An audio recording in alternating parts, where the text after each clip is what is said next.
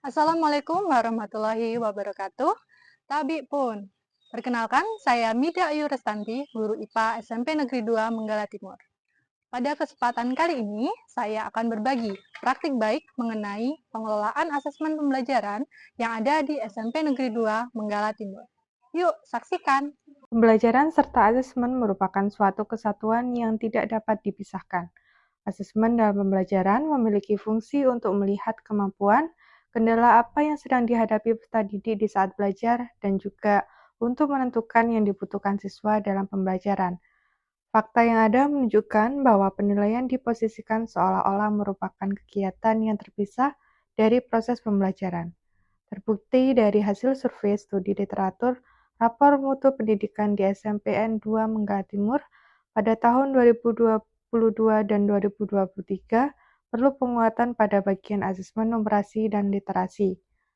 Pada capaian hasil belajar literasi dan numerasi, terutama kemampuan bernalar kritis dan kreatif, berada di kategori kompetensi minimum, yaitu ketercapaiannya kurang dari 50%. Hal ini menjadi salah satu alasan perlu adanya perubahan baru berupa pengembangan asesmen yang dapat meningkatkan kemampuan bernalar kritis dan kreatif siswa. Hasil wawancara oleh siswa ditujukan informasi bahwa siswa belum memahami penjelasan guru secara maksimal. Pembelajaran kali ini menggunakan asesmen formatif dan sumatif, menggunakan teknik project, produk, tes tertulis, menggunakan fasilitas e-learning. Kegiatan pembelajaran dirancang dengan model project-based learning menggunakan pendekatan STEM. Peserta didik disajikan sebuah kasus, kemudian diminta untuk menyusun pertanyaan ilmiah dan merencanakan pemecahan dari permasalahan kasus tersebut.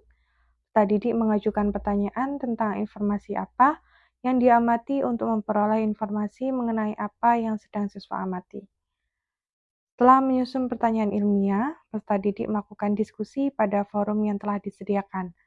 Selanjutnya, untuk memperkuat informasi yang didapat dari diskusi, maka dilanjutkan dengan kegiatan perencanaan desain.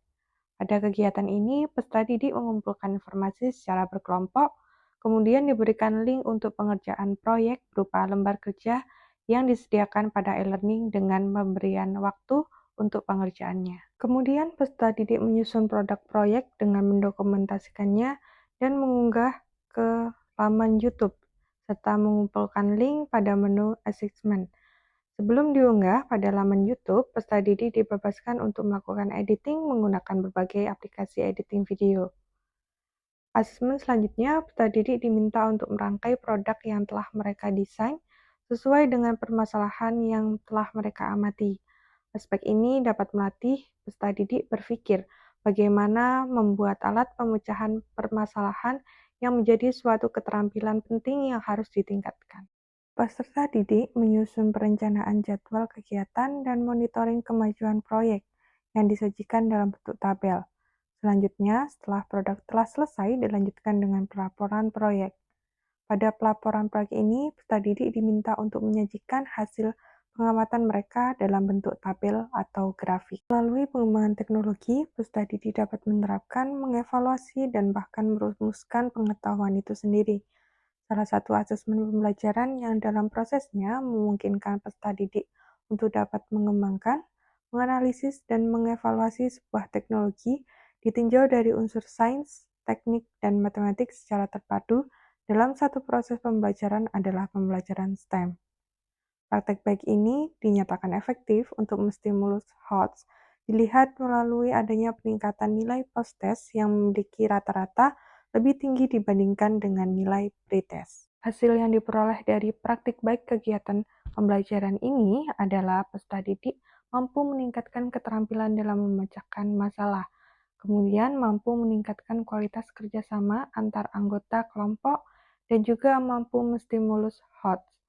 Hal ini dapat dilihat dari hasil asesmen formatif dan sumatif terhadap berbagai indikator penilaian kemampuan peserta didik. Demikian praktik baik mengenai pengelolaan asesmen pembelajaran dengan pendekatan STEM melalui e-learning berbasis Moodle untuk meningkatkan high order thinking skill siswa di SMP Negeri 2 Menggala Timur. Sampai jumpa di praktik baik lainnya.